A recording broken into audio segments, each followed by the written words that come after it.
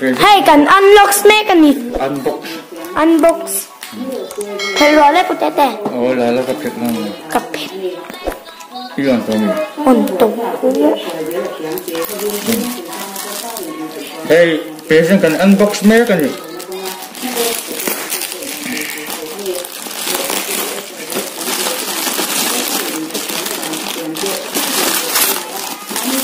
Eng tak mo niya.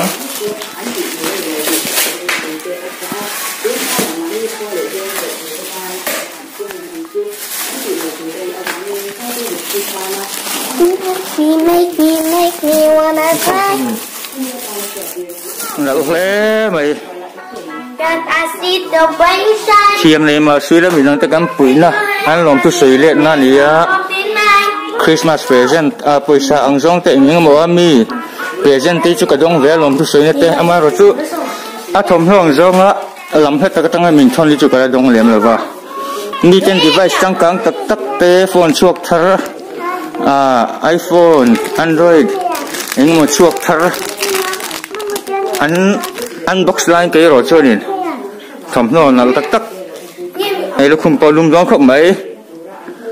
Chua hay hi oh. Nó chỉ có làm bằng chi, cái xịt trong cái. Quality pot thôi này, số tin là gì hết. Là muốn thấy mấy mắc sao rồi tự thấp lên hoặc là.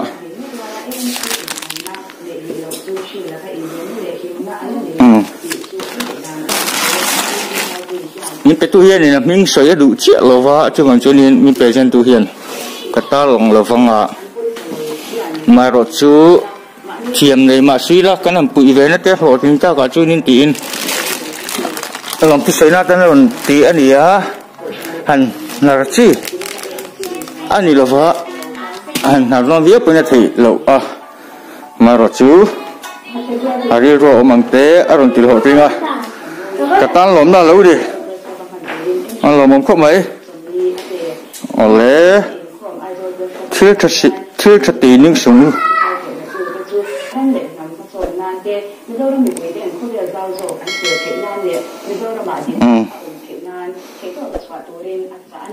nó vui của tôi thế, cái lỗ bé.